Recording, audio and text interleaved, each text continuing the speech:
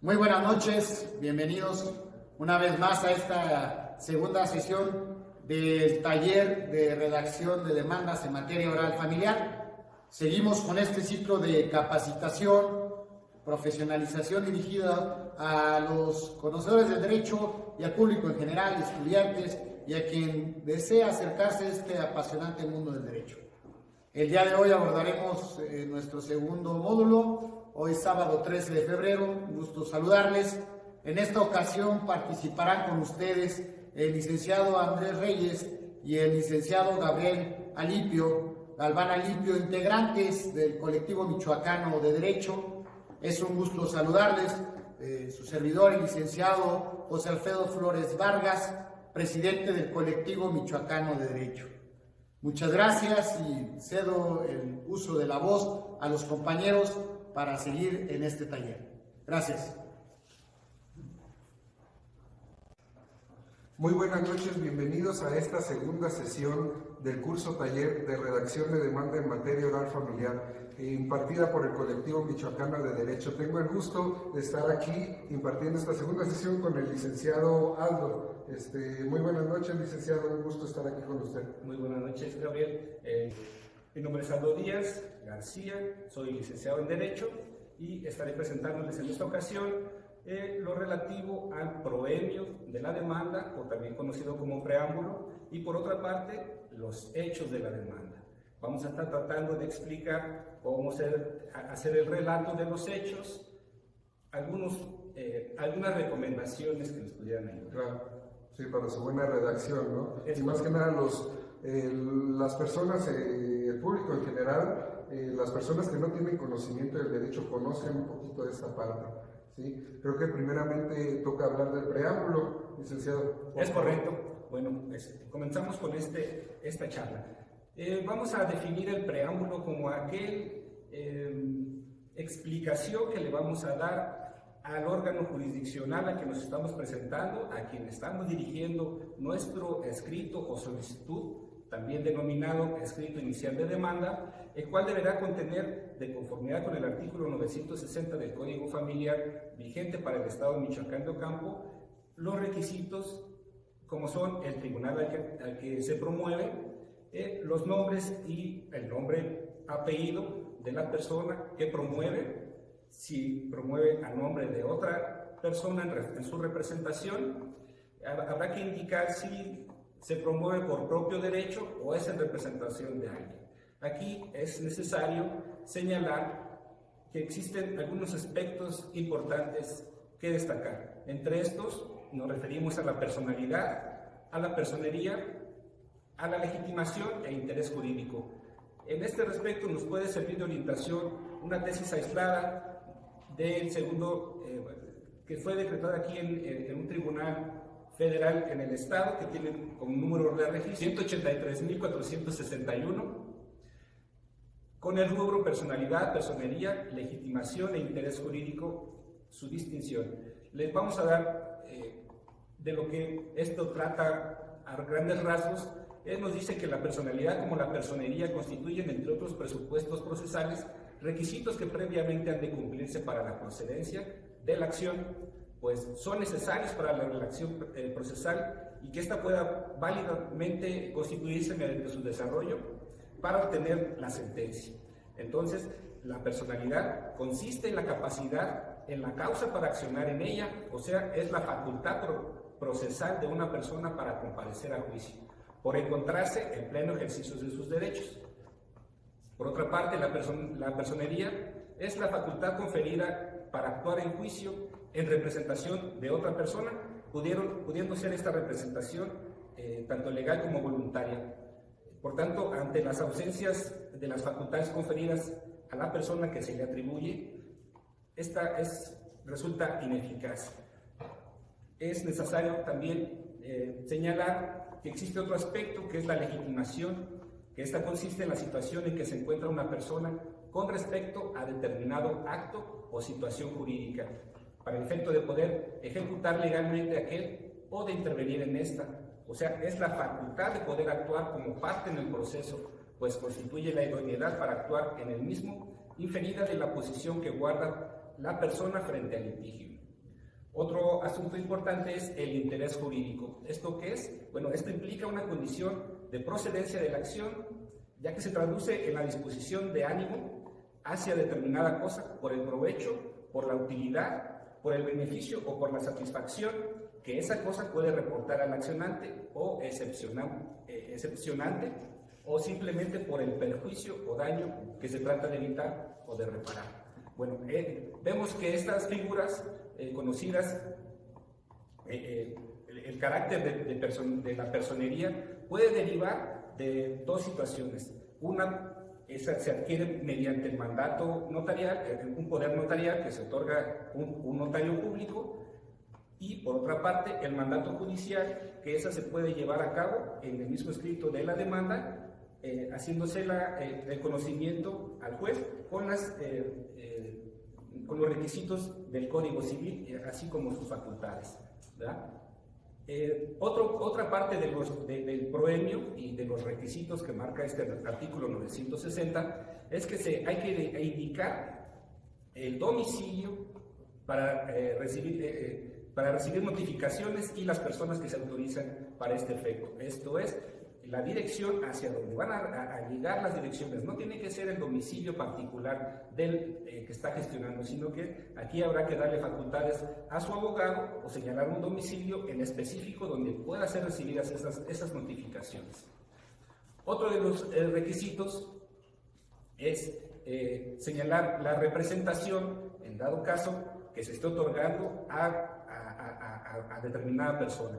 En este caso, tenemos que, por las mismas reformas que sabemos, ahora es necesario que se otorgue alguna autorización a un abogado, quien, para empezar, es el que va a autorizar la demanda, que es un requisito también básico necesario para nuestra demanda y que pueda ser admitida en nuestro provecho. Otra de los requisitos son el nombre del demandado y su domicilio. Aquí hay que destacar también importante que el código señala muy puntualmente que hay que señalar bien el domicilio, pero también con qué calles, entre qué calles se encuentra ubicado. Es algo, parece que es novedoso, no se ha tomado en otros códigos, pero sí me parece importante para tener un dato más exacto de la persona a quien va a ir dirigida nuestra demanda, ya que tendrá que notificársele para que no pierda su derecho de audiencia. Ahí nada más, si me permite abonar un poquito a esa parte del domicilio del demandado, la misma ley nos pide que anexemos fotografías, ¿sí? Fotografías del domicilio o de la misma dirección. Yo, por ejemplo, en el caso de mis demandas, no sé si usted acostumbra a hacer lo mismo, licenciado, acostumbro a anexar fotos simples, ¿sí? Sacadas de Google Maps, ¿sí? Pongo la dirección del domicilio y le tomo una captura de pantalla y del mismo croquis donde aparecen la colindancia de las calles, el número y más exacto el domicilio. Eso yo creo que les ayudaría más que nada para que no tengan problemas con los actuarios al momento de ir al emplazamiento. Sí, claro, es una manera positiva de ayudar al funcionario judicial y en nuestro propio beneficio, ¿verdad? Para tener la certeza de que se está notificando en ese domicilio que previamente fue señalado. Sí. ¿Verdad? Por último, sería importante señalar también, dentro de estos requisitos del preámbulo, es la vía procesal. Muy importante. En este caso, durante el curso se estamos tomando como referencia el divorcio sin expresión de causa. Este divorcio sin expresión de causa va a ser tramitado por la vía oral familiar, a través de la vía especial. Eso es lo que te podría comentar por el momento de lo que es el preámbulo o proemio también conocido. Claro. Sí. Bueno, le agradezco por su aportación, esperamos que les haya quedado clara esta parte y les sirva más que nada a los estudiantes que inician con su carrera, ¿sí? Y a los que inician en el campo laboral, y para las personas que no conocen del derecho, que sepan un poquito de esta parte de la demanda. Bueno, en este caso a mí me tocaría exponerles las prestaciones, el capítulo de las prestaciones, que sería el segundo del capítulo, la segunda parte de un escrito inicial. Bueno, pero primeramente quiero ahondar un poco, de manera muy general, claro, lo que son las prestaciones. ¿Sí? Las prestaciones son esa declaración por parte de la parte, valga la redundancia, que inicia el conflicto, el litigio, ¿sí? Es una solicitud o una declaración, ¿sí?, que le hace a la parte demandada, en este caso por conducto del juez, quien conocerá del asunto y que estará resolviendo en su momento procesal oportuno, ya sea en una audiencia preliminar o audiencia de juicio, recordando que este tipo de juicios llevan, la ley contempla dos tipos de audiencias, la preliminar y la de juicio. También hay que enfatizar que las prestaciones pueden ser en un sentido de dar o de hacer o de no hacer, ¿sí? Deben ir escritas con precisión, deben ir lo más claras posibles y de manera de que el juez decida respecto de estas prestaciones donde exista una divergencia, es decir, donde no se pongan de acuerdo las partes, ¿sí? Donde digan, no, yo no estoy de acuerdo con lo de la pensión, o yo quiero a los niños, no, yo los quiero. Entonces el juez decidirá de esta manera. Sí enfatizo en esta parte que hay que ser muy claros en las prestaciones, ¿sí? Generalmente, en general en toda la demanda, ¿sí? En los hechos, desde el mismo preámbulo, para no darle tantas vueltas al asunto y que el juez no se confunda o diga, o simplemente no nos entienda, ¿sí? Porque, la realidad es que por la carga de trabajo que tienen los jueces, a veces no llegan a leer todo, ¿no? Los datos más generales, vaya. Entonces, aclaro, sí hay que ser muy precisos en esas situaciones cuando querramos pedir algo, cuando queramos solicitar, en el caso de las prestaciones, lo que le exigimos a la parte contraria, ¿sí? En este sentido también las partes, cuando no pueden llegar a un convenio de manera extrajudicial, pueden solicitar una misma audiencia de conciliación, ¿sí?, para poder presentar este convenio, o en la misma audiencia preliminar pueden llegar a un buen acuerdo, ¿no? O bien como mecanismos alternativos de solución de controversias, ¿sí? Pueden hacer este mismo convenio para que no sea tan cansado el proceso, para que termine antes sin llegar hasta la audiencia de juicio o la sentencia, ¿sí? Se pueden reclamar diversas prestaciones. Sin embargo, con referencia al modelo de demanda que tenemos, que estaremos utilizando en este curso taller, ¿sí?, que es por la vía oral familiar sobre un divorcio sin expresión de causa, podemos solicitar en dicho capítulo primeramente la disolución del vínculo matrimonial. Esta prestación la podemos señalar con un inciso, con algún número romano, con alguna viñeta en la misma computadora, con algún signo, ¿no?, para diferenciarlas.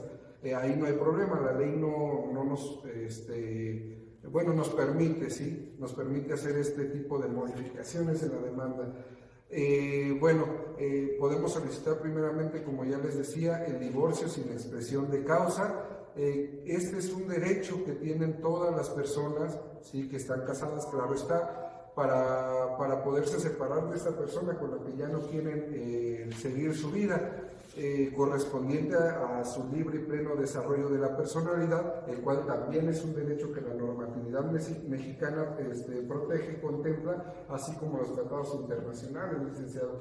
Entonces, este divorcio sin expresión de causa lo vamos a solicitar al juez muy precisos en lo que queremos, y esto lo va a dar, ¿sí? Como reitero, es un derecho que tienen ambas partes, nada más debemos hacer la manifestación, ¿sí? Y a mi consideración, poner el artículo, ¿sí?, aunque sea uno o dos artículos que hablen sobre lo que quiere pedir. A lo mejor hay muchos abogados que no lo harán, que se esperarán hasta el capítulo o la parte del derecho de la normatividad, en donde fundamos todo nuestro escrito, pero yo considero que hay que poner algunos artículos. No sé usted, licenciado, si suele hacer eso en sus demandas.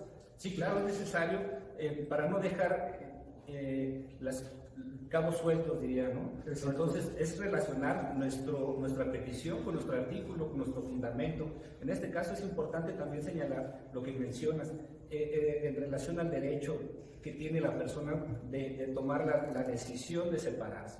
Esto hay que ser muy reiterativos en este sentido, de que la ley es clara y señala que tiene que existir la manifestación de la voluntad expresamente en el escrito de demanda, ¿verdad?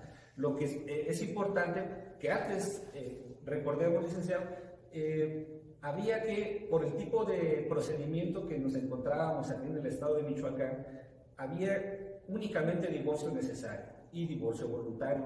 ¿Qué era el divorcio necesario? Bueno, había que acreditar y demostrar con pruebas y en juicio alguna de las causales que establecía para poder obtener una sentencia a nuestro favor. Ahora, con las reformas constitucionales en materia de derechos humanos, pues ha tenido a bien el Congreso del Estado en reformar nuestra ley, sobre todo en materia familiar, y quitar ese requisito y que va en beneficio de todas las personas, ¿no? El Estado no tiene el por qué tener a una persona sujeta a alguien que no quiere estar únicamente por decisión propia.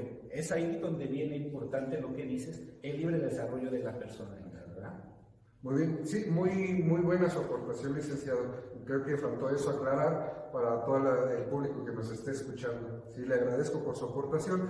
Bueno, retomando lo que son lo del divorcio sin expresión de causa, que sería nuestra primera prestación, podemos fundamentarla con el artículo 256 del Código Familiar para el Estado de Michoacán de Ocampo, el cual me permitiré leer, licenciado, para que lo conozcan quien nos está viendo. Bueno, artículo 256, en su párrafo primero dice muy claramente: para decretar el divorcio sin expresión de causa, bastará la manifestación expresa de voluntad por cualquiera de los cónyuges de disolver el vínculo matrimonial, sin que exista obligación de precisar causa alguna, como ya usted lo decía, ¿sí? Es un derecho que todas las personas conllevan hoy en día. Otra de las prestaciones que se pueden establecer dentro de este escrito de demanda es la guarda y custodia, ¿sí? De manera provisional y de manera definitiva. De manera definitiva mediante una sentencia, claro está, con respecto de los menores o del menor que se encuentren dentro de este juicio, ¿sí? de esta contienda judicial, para que la pueda ejercer uno o ambos padres, ¿sí? Que claro, cuando es que la ejercen ambos padres, se le denomina, guarda y custodia compartida, ¿sí? Ambos van a tener las mismas obligaciones, ¿sí? Ahora bien, primero quiero aclarar qué es la guarda y custodia, o también de manera muy general darles una definición, que sería, en ocasiones llegamos a confundir la guarda y custodia con la patria potestad. La primera, ¿sí? La guarda y custodia se refiere al cuidado y la asistencia de los hijos menores de edad, el que estén viviendo bajo un techo, ¿sí? El techo o la casa del que tenga la custodia, sin impedir, claro está, las convivencias del menor con el otro cónyuge, ¿sí? Otorgándole a quien tenga la guardia y custodia del menor esa facultad de corregirlos y la obligación de observar una conducta que sirva de buen ejemplo, ¿sí? Educarlos de una manera adecuada, ¿no? A los hijos, así como me educaron mis padres, vaya. Por otro lado, la patria potestad trae aparejada, como ya lo dije, la guardia y custodia. La patria potestad se adquiere desde el momento en que nace este menor, ¿sí? Desde su nacimiento, desde ese derecho que otorga la ley a los padres, a los progenitores, ejerciendo sobre los mismos y sobre sus bienes de los mismos hijos. El Código Familiar del Estado de Michoacán de Ocampo, en su artículo 395, hace mención que la guardia y custodia es ese derecho, ¿sí? El conjunto de derechos, deberes y obligaciones reconocidos por esta ley a los padres y abuelos en relación a sus hijos y nietos, para cuidarlos, proteger. Bueno, por otro lado, la patria potestad, que trae aparejada la guardia y custodia, se adquiere desde el momento en que nace el hijo, ¿sí? Es decir, es ese derecho que nos otorga la ley, que le otorga la ley a los padres de ser sus progenitores de manera legal, ¿sí? Ejerciendo sobre los hijos y sobre los bienes, los derechos que tienen. El Código Familiar para el Estado de Michoacán de Ocampo, en su artículo 395, nos menciona qué es la patria potestad, ¿sí? La patria potestad, lo menciona, es el conjunto de derechos y deberes y obligaciones reconocidos y otorgados por la ley a los padres y a los abuelos en relación con los hijos y con los nietos, ¿sí? Para cuidarlos, protegerlos y educarlos. Sin embargo, así como los padres llegan a tener una obligación con los hijos también, o la ley también dicta que los hijos deben de tener una obligación con los padres, ¿sí? Deben de respetarlos, ¿sí? Deben, cualquiera que sea su edad, su condición o su estado, ¿sí? Deben honrar y respetar a los padres para que ellos también puedan tener ese derecho de recibir de los padres, ¿sí? Bueno, también cabe mencionar que la patria potestad se les puede llegar a quitar a alguno de los padres o a los dos, ¿sí? Perdiéndola o suspendiéndola en los supuestos que menciona el Código Familiar del Estado de Michoacán en sus artículos 421 y 422. Y a pesar de eso, quiero hacer mención, a pesar de que los padres se les suspenda o pierda la patria potestad, quedarán sujetos a todas y cada una de las obligaciones que tienen para con los hijos. Es decir, esto no les quitará esa obligación que tienen de darle los alimentos, ¿sí? Ya no van a ser sus padres legalmente, pero sí tienen obligaciones, protegiendo el interés superior del menor, ¿sí? Bueno, si me permiten, haré mención, les leeré el 421 y 422 del Código Familiar para el Estado de Michoacán. Bueno, primeramente, de manera muy resumida, el artículo 421 dice: la patria potestad se acaba en su fracción primera con la muerte del que ejerce si no hay otra persona en quien recaiga. Fracción segunda, bueno, se derogó desde el año 2016. En su fracción tercera nos dice que por la mayoría de edad del hijo. El 422 del mismo código, la patria potestad se pierde cuando es privado de ese derecho mediante resolución judicial, es condenado 2 o más veces por delitos graves, cuando se realice alguna acción que, valorada por especialistas en la materia, atente contra la integridad, seguridad, desarrollo físico, psicológico, entre otros. Fracción cuarta, abandone o exponga al menor de edad. Quinta, dejen de cumplir injustificadamente con su obligación alimentaria, cometan conductas de violencia familiar, y así consecutivamente. En sus 11 fracciones el artículo 422 nos hace mención de los motivos por los cuales se va a perder la patria potestad. Sin embargo, cabe mencionar que la guardia potestad puede decidirse con un acuerdo entre los padres, ¿sí? Estableciendo, claro, las bases por las cuales se ejercerá esta guardia y custodia hasta la mayoría de los hijos. Pueden llegar a un propio acuerdo ellos, un propio convenio, sin necesidad de que el juez atienda esa situación ya en una audiencia o en una sentencia, claro está. Asimismo, la guardia y custodia provisional es aquella que decreta el juez en el auto de admisión de la demanda a favor de alguna de las partes, la cual durará únicamente, como su nombre lo dice, temporalmente, provisionalmente, lo que dure el proceso, ¿sí? Hasta que llegue al final de este juicio en una sentencia, ¿sí? Será decretada por el mismo juez al momento de emitir una resolución final, ¿sí? O una sentencia definitiva, y esta durará hasta la mayoría de edad de los hijos, o bien hasta que por razones secundarias quien haya obtenido la guardia y custodia del menor incurre en actos de alienación parental, impida convivencias del menor o con el progenitor no custodio. Sí, de hecho hay una jurisprudencia, no recuerdo en este momento cuál es, pero recuerdo haber visto una jurisprudencia que habla sobre el cambio de guardia y custodia cuando exista ese impedimento de las convivencias con el otro padre, ¿sí? O alienación parental, que es simplemente, a manera muy general lo comento, la alienación parental es cuando uno de los padres se expresa mal de otro, ¿no? Le mete ideas al menor para que ya no haya ese cariño, ese acercamiento con el padre no custodio, o igual viceversa, ¿sí? Bueno, algunos de los artículos que podemos establecer en este pedimento de la guardia y custodia de las prestaciones es el 250, fracción 2, fracción 3, el 430, 432 del Código Familiar para el Estado de Michoacán de Ocampo. Bien, asimismo, otra de las prestaciones que podemos solicitar en este capítulo bueno, valga la redundancia, las prestaciones es el pago de alimentos, ¿sí? Pudiendo solicitarlos de igual manera como la guardia y custodia, de manera provisional y de manera definitiva a favor de los menores. considerando toda y cada una de las necesidades de los infantes para salvaguardar su libre y pleno desarrollo de la personalidad y a su vez atendiendo el interés superior del menor, ¿sí? Que como ya lo dije son derechos que nos protege la ley y tratados internacionales.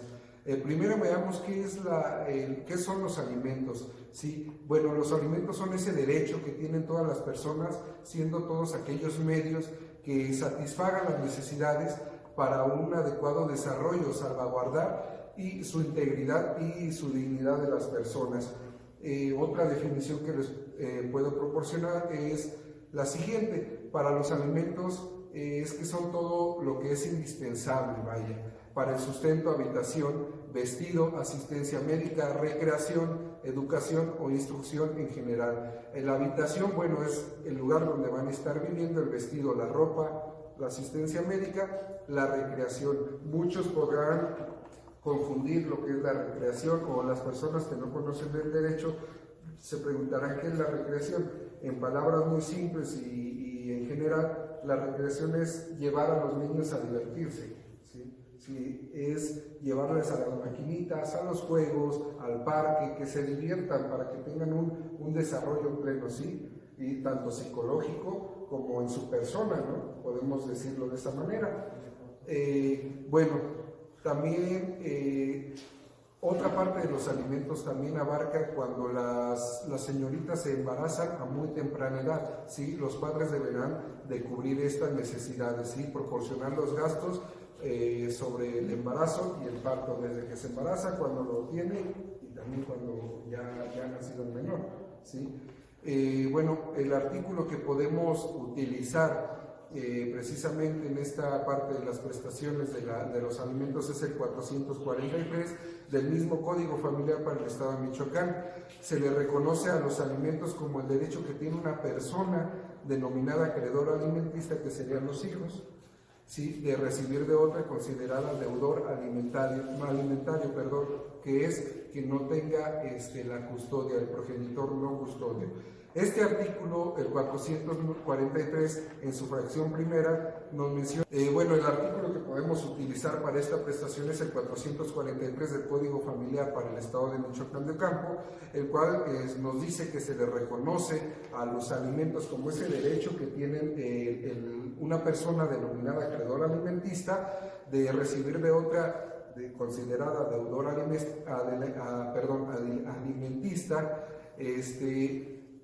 que es quien no tiene la guardia y custodia, es el progenitor no custodio. Y este artículo contempla 3 fracciones. En su primer fracción, como ya lo dije, el vestido, la comida, la habitación, la atención médica, la hospitalaria, etc. Bueno, en su fracción segunda nos dice que respecto a los hijos, además de los gastos para su educación y para proporcionarles oficio, arte o profesión adecuados a circunstancias. Aquí quiero enfatizar una parte, licenciado. A veces las personas las partes llegan a decirles, o me ha tocado pues en lo personal, cuando estoy dando las asesorías, que nos llega a decir, oye, le voy a tener que dar a mi hijo, inscribirlo a un colegio. No, o sea, el que se refiere la ley a que les tienen que proporcionar educación es únicamente una educación digna. Los pueden inscribir a una escuela de gobierno, ¿sí? No tienen la obligación de inscribirlos a una escuela privada. ¿Sí? Hay que enfatizar eso porque luego va a haber una confusión y bueno, los clientes se llegan a preocupar por esa parte, por lo económico más que nada. En su fracción tercera nos dice este artículo, con la relación a las personas con algún tipo de discapacidad o rehabilitación, lo necesario para esa atención, ¿no? Y con respecto a los mayores de edad, los abuelos, lo necesario para su atención geriátrica, incorporándolos asimismo a la misma familia. Bueno, ahora bien, los alimentos provisionales, ¿qué son? Como su nombre lo dice y como lo dice la guardia y custodia también, creo que van de la mano esos dos. En ese sentido de provisionales, son aquellos que pueden ser fijados de manera temporal por el juez, mientras se tramita todo el proceso, lo que dura el proceso, hasta que se dicte una sentencia definitiva o bien una sentencia, bueno, los provisionales los dicta el juez en el momento del auto de admisión de demanda, ¿sí? Cuando inicia el proceso, aunque en la práctica, y a mí me ha pasado, no lo llegan a dictar el juez esos alimentos provisionales, lo manifestado en los hechos, vaya, ¿sí? Por esas razones el juez no lo llega a decretar desde el momento del auto de admisión y se espera hasta la audiencia preliminar, ¿sí? Ya cuando se dicta, pues el juez lo hace con base a la UMA, ¿sí? Que es una unidad de medida de actualización,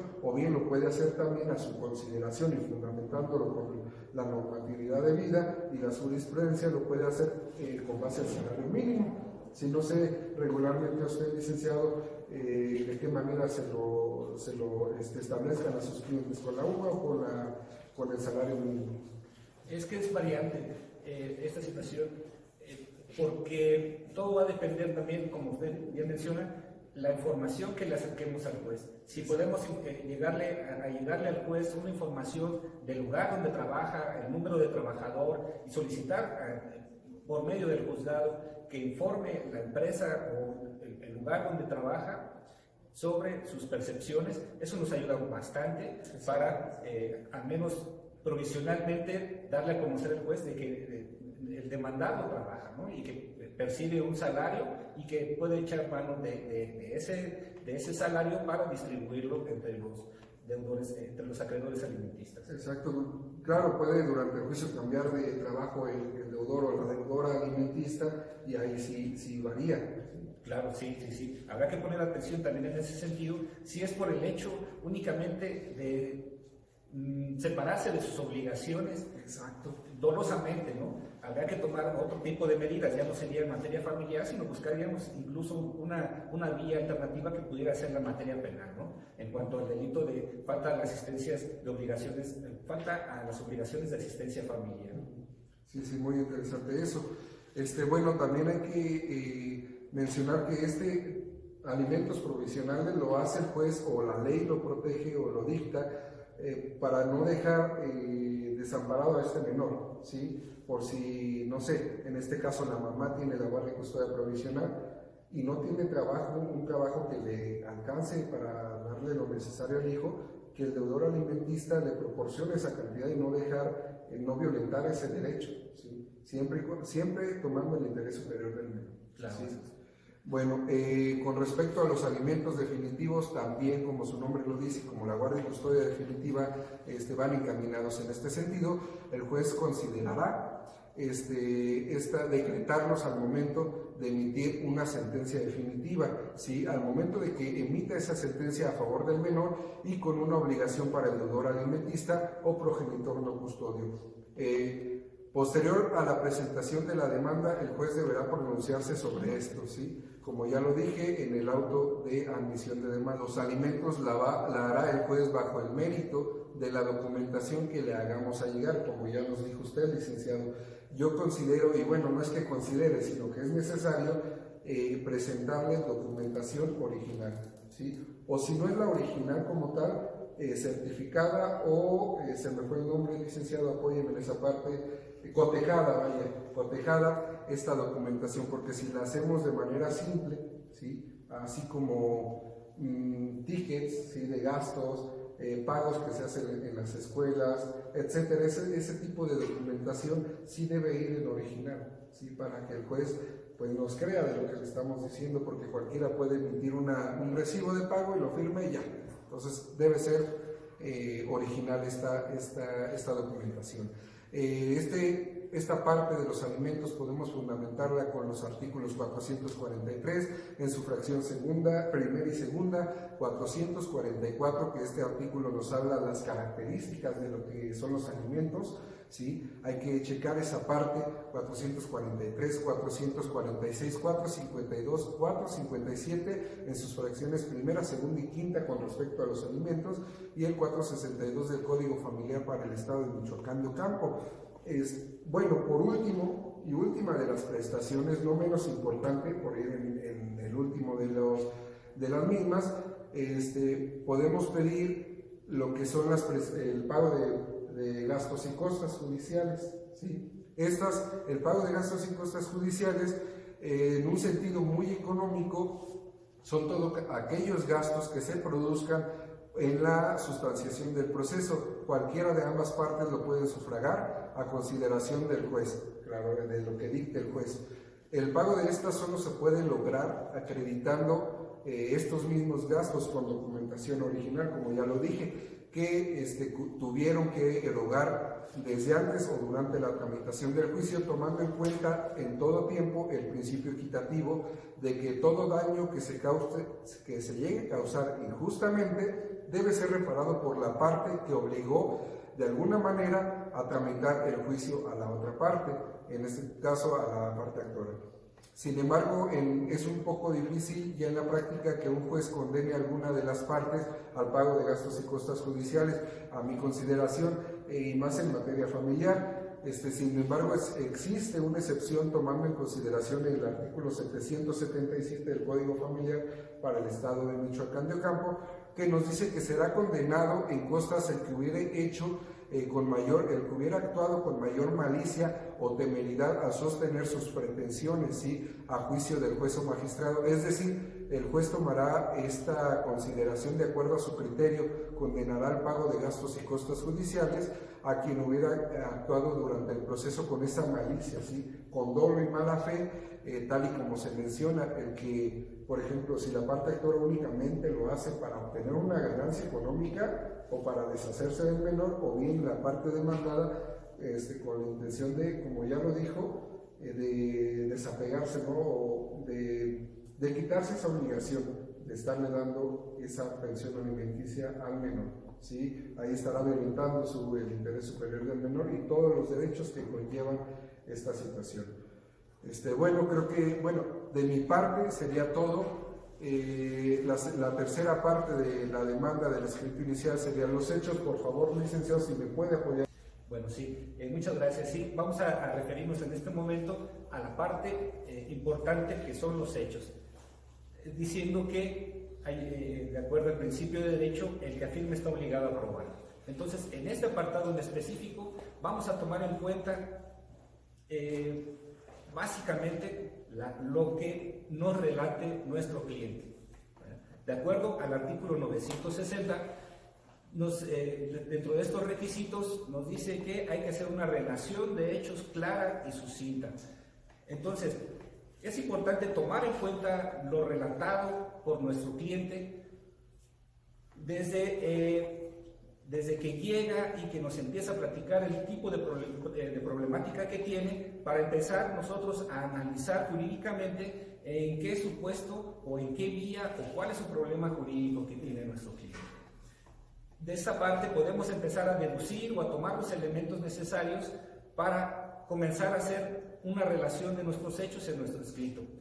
Es necesario también que estos hechos, a lo que se refieren específicamente, vamos a tomar en cuenta, por ejemplo, en este caso que nos estamos refiriendo a un divorcio sin expresión de causa, vamos a tomar en cuenta por épocas. Podemos tomar en cuenta desde el inicio en que se dio el matrimonio hasta el último momento, que fue el hecho que haya generado el tomar la decisión de divorciarse. Entonces, durante esa época va a ser nuestro referente para tomar de ahí esos elementos. ¿Cuáles elementos van a ser necesarios tomar en cuenta? Como ya lo señalaba, primero, si están casados, en dónde se casaron, cuándo se casaron, ante quién se casaron.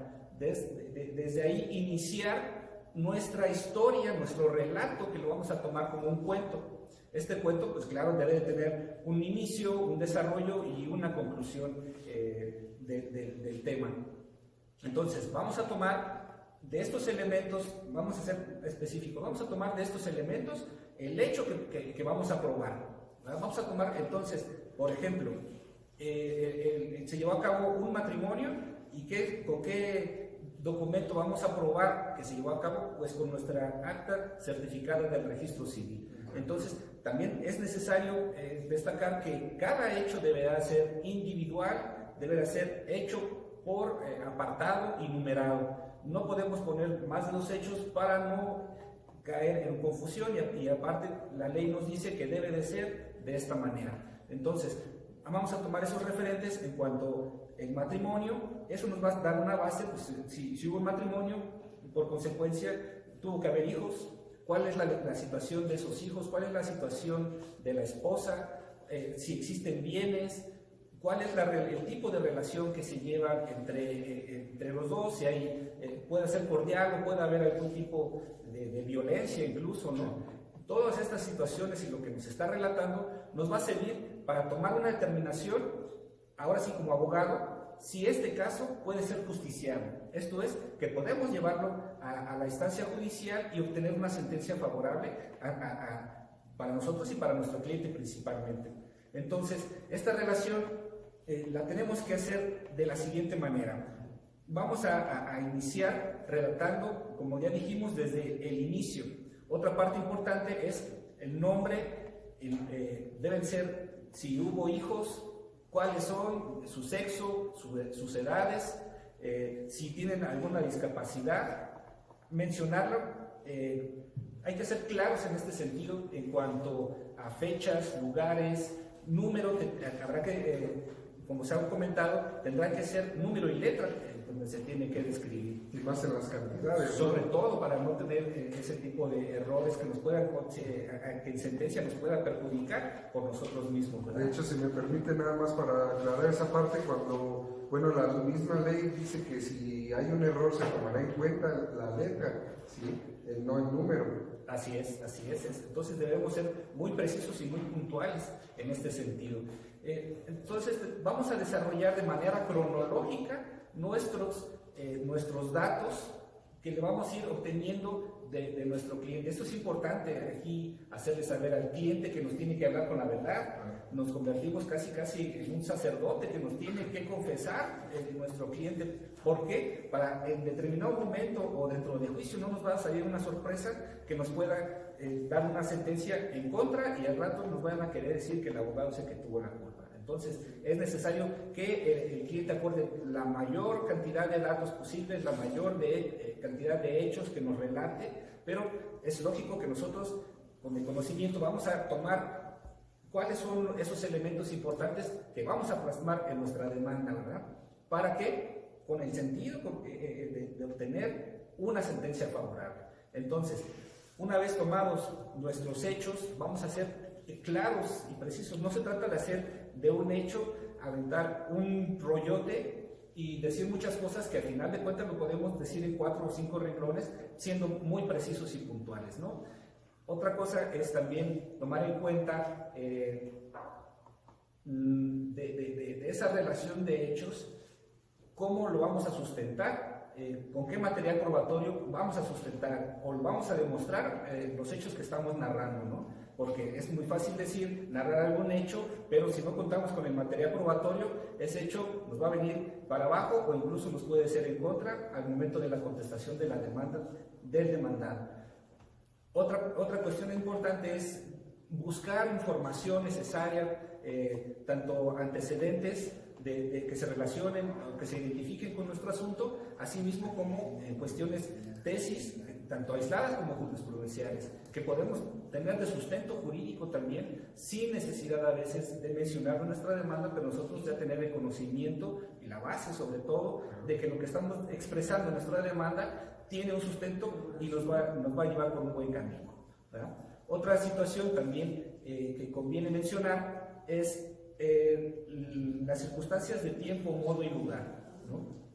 El tiempo de cada uno de los hechos, en qué momento sucedió, siendo lo más preciso en cuanto a fecha, si es posible el lugar, las condiciones del lugar precisamente. Esta situación del lugar nos va a servir también para al momento de que el juez lea nuestra demanda, verifique la competencia, ¿verdad? Porque es el lugar donde se desarrollaron los hechos y que tiene que ser el juez de esa jurisdicción el que va a conocer y resolver de ese asunto.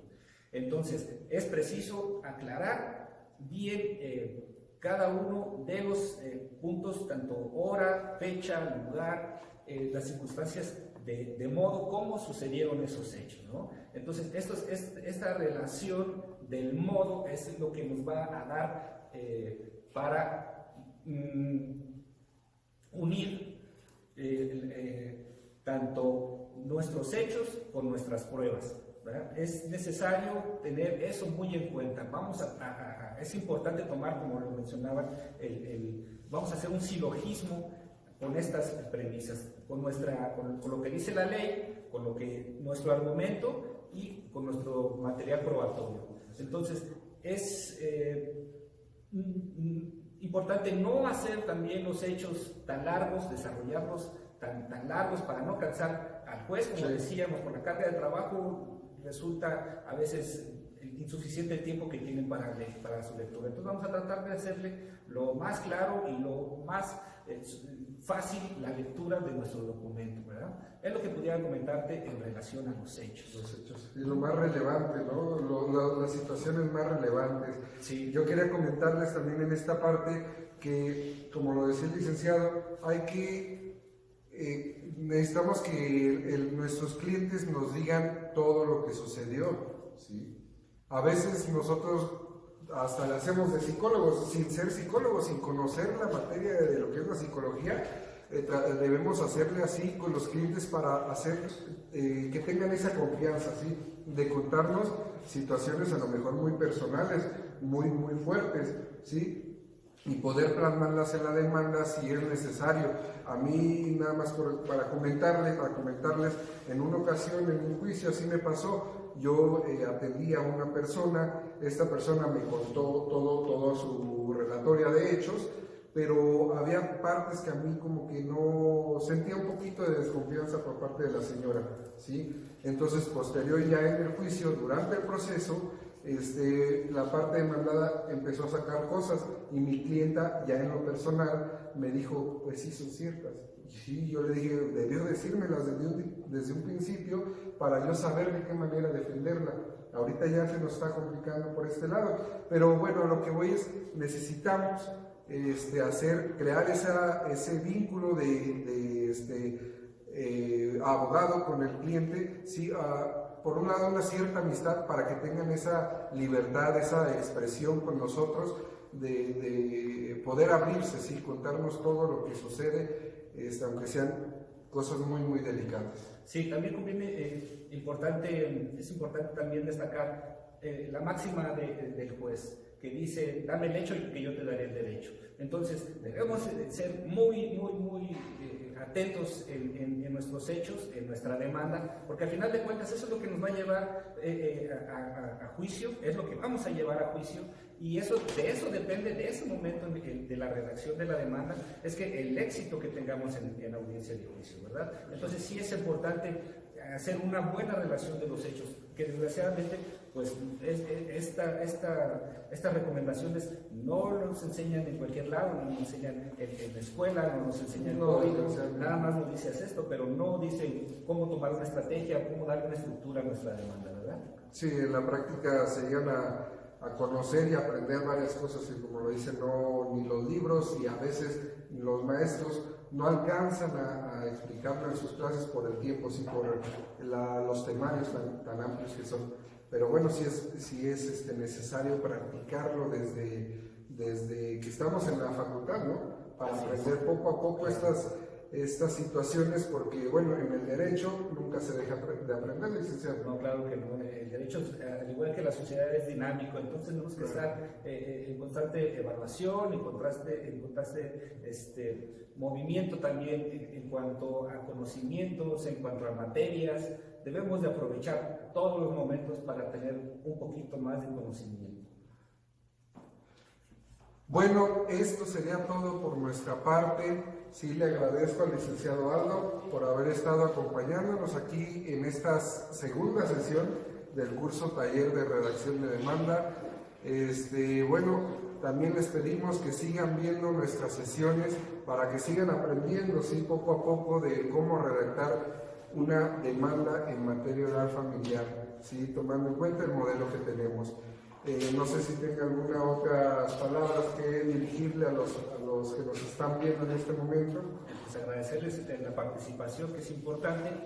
También invitarlos a que nos visiten en nuestra página, Colectivo Michoacano AC, nos encuentran en Facebook, y que no dejen de seguir las demás sesiones. Sí. Sí, denle like por favor ahí a las publicaciones, compártanos, ayúdanos a crecer en esta comunidad que queremos hacer para enseñarles a todos, ¿sí? Dejarles un poquito, un granito de arena, como dicen coloquialmente, y además, reitero, cada sesión se estará abriendo un nuevo link de registro para tomar la asistencia de cada uno de ustedes y poderles entregar de manera virtual, sí, por la pandemia, su constancia con valor curricular.